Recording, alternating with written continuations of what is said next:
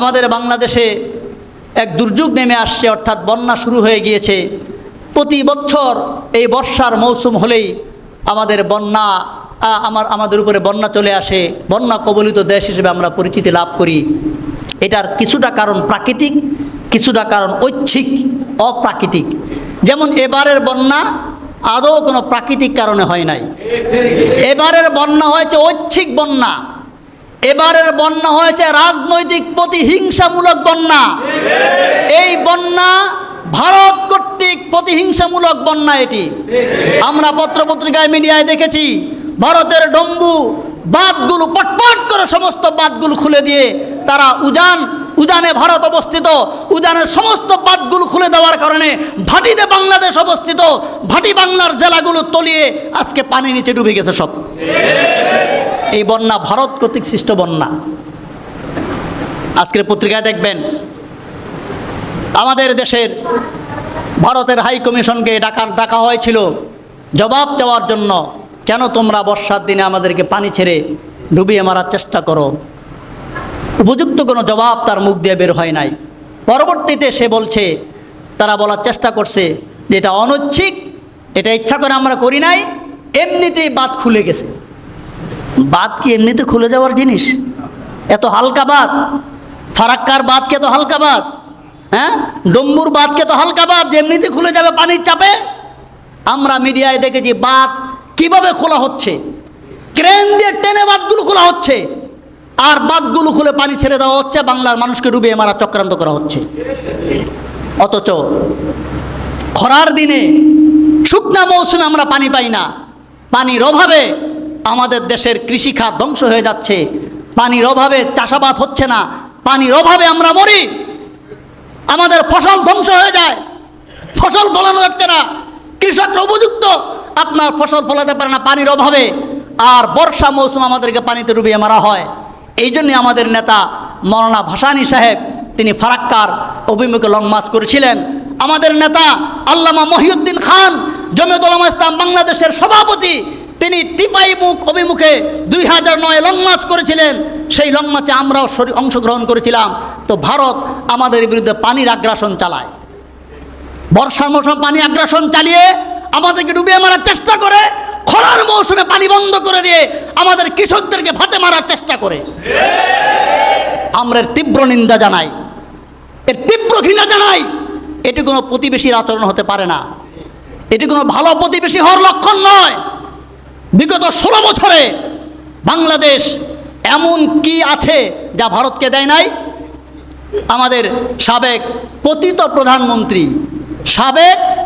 প্রধানমন্ত্রী যিনি এখন বাংলাদেশের মানুষের গণ অভ্যুত্থানে ভারতে গিয়ে পলায়ন করেছেন, তিনি একদিন সাংবাদিক সম্মেলনে আফসোস করে বলেছিলেন এই কথা যে ভারতকে আমি যা দিয়েছি আজীবন ভারত তা মনে রাখবে, যা দিয়েছে আজীবন তা মনে রাখবে। এই যে তার পতনের কয়েকদিন আগেও 10টা চুক্তি ভারতের সাথে করেছে, প্রত্যেকটা চুক্তিতে ভারতের স্বার্থ রক্ষা হয়েছে, বাংলাদেশের স্বার্থ বিঘ্নিত হয়েছে। বাংলাদেশকে বিক্রি করে দিয়েছেন তিনি, রেলপথ দিয়েছেন তিনি, সমস্ত আপনার চুক্তি বাংলাদেশের বিরুদ্ধে করেছেন তিনি। এত কিছু দেওয়ার পরেও আজকে ভারত আমাদের বিরুদ্ধে চক্রান্ত করছে, বর্ষার মৌসুম আমাদেরকে ডুবিয়ে মারছে, আর খরার মৌসুম আমাদেরকে পানির অভাবে আমাদের ফসলকে ধ্বংস করে দিচ্ছে। অথচ এই ভারত কয়েকদিন আগেও আমাদের চোরেরা বলেছিল যে এদের সাথে আমাদের স্বামী স্ত্রীর সম্পর্ক, এই চোরগুলো বলেছিল এদের সাথে আমাদের স্বামী স্ত্রীর সম্পর্ক, রাখি বন্ধনের সম্পর্ক। আজকে সে চোরগুলা কোথায়? এই কি স্বামী স্ত্রীর নমুনা? এই কি বন্ধুত্বের নমুনা?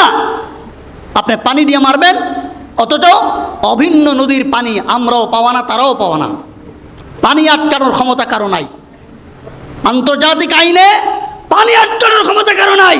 প্রত্যেককে পানি আপনার ন্যায্য অধিকার দিতে হবে, এটা আন্তর্জাতিক আইন। আমাদেরকে ন্যায্য অধিকার থেকে বঞ্চিত করে খরার মৌসুমে পানির অভাবে মারে, আর বর্ষার মৌসুমে পানি দিয়ে আমাদেরকে বন্যায় কবলিত করে ডুবিয়ে আমাদেরকে মারার চক্রান্ত করছে। আমরা তীব্র ঘৃণা জানাই, তীব্র নিন্দা জানাই। এরপরও এখনও যাদের অন্তরে ভারতের প্রীতি আছে, প্রেম আছে, তাদেরকে 2 হাত জোর করে বলি, এখনও যদি আপনাদের হুঁশ না হয়, এখনও যদি আপনারা ভারত বন্দনায় অন্ধ থাকেন, আপনাদের হেদায়েত আল্লাহ কোনোদিন নসিব করবে কিনা আমার সন্দেহ। এখনো সময় আছে, তওবা করেন। ভারতের মহব্বত, ভারতের ভালোবাসার দিল থেকে দূর করে দেন। এটাকে মহব্বত বলে না, এটা দেশের বিরুদ্ধে চক্রান্ত, এটা সোনার বাংলার বিরুদ্ধে চক্রান্ত। এখনো সময় আছে, তওবা করেন, ভারতকে দিল থেকে দূর করে দেন, ভারতের পরিবর্তে মুসলমানকে ভালোবাসেন, মুসলমানকে ভালোবাসেন। আল্লাহ কোরআনে কি বলছেন হিন্দুদের সম্পর্কে? এরা হলো মুসলমানদের সবচেয়ে বড় কঠিন শত্রু। আসাদুহুম আদাওয়া, হিন্দু জাতি আর ইহুদি জাতি, এই দুইটা জাতি হল মুসলমানদের সবচেয়ে বড় শত্রু। এদের প্রতি ভালোবাসা নাই, হ্যাঁ ভালোবাসা নয়, কিন্তু প্রতিবেশী সুলভ আচরণ তো অবশ্যই করতে হবে। মহব্বত করা যাবে না অন্তর দিয়া, কিন্তু বন্ধুত্ব রাখা যাবে। আন্তর্জাতিক স্বার্থে বন্ধুত্ব রাখা যাবে, তবে বন্ধুত্বের নীতিমালা অনুসরণ করে বন্ধুত্ব রাখতে হবে। বন্ধুত্ব কোনোদিন একতরফা হয় না। সারা জীবন সব কিছু দিয়া গেলেন আর বিনিময় পাইলেন বঞ্চনা, লাঞ্ছনা, এর নাম কি বন্ধুত্ব? এটা বন্ধুত্বের নীতির ভিতরে পড়ে না। এই জন্য তওবা করেন, অন্তর থেকে আপনার তওবা করেন যে কখনোই এদের সাথে আর নত জানু নীতি গ্রহণ করার আর কোনো সুযোগ নাই।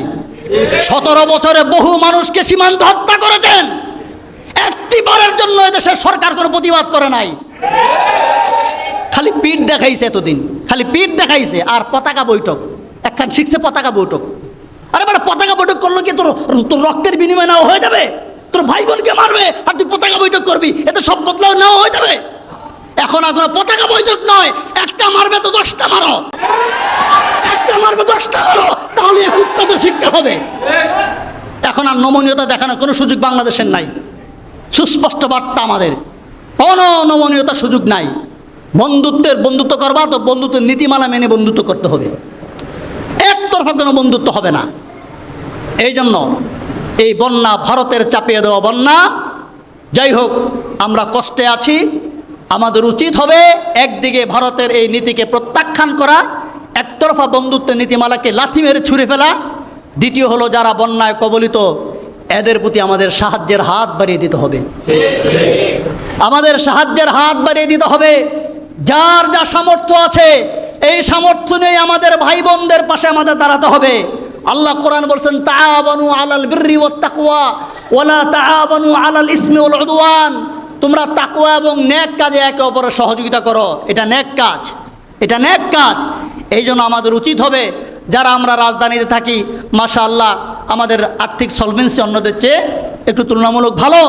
এই জন্য আমরা আমাদের সামর্থ্য অনুযায়ী নগদ অর্থ, এরপরে বিভিন্ন দ্রব্যাদি যা আমাদের ঢাকা থেকে বিভিন্ন টিম যাচ্ছে বিভিন্ন বন্যা কবলিত এলাকায়, তাদের হস্তগত করতে পারি। এখানে আমাদের কিছু যুবক ভাইয়েরা আছেন, আর সুন্নাহ ফাউন্ডেশনের তরফ থেকে এই ভাইয়েরা আপনাদের দ্বারস্থ হচ্ছেন এবং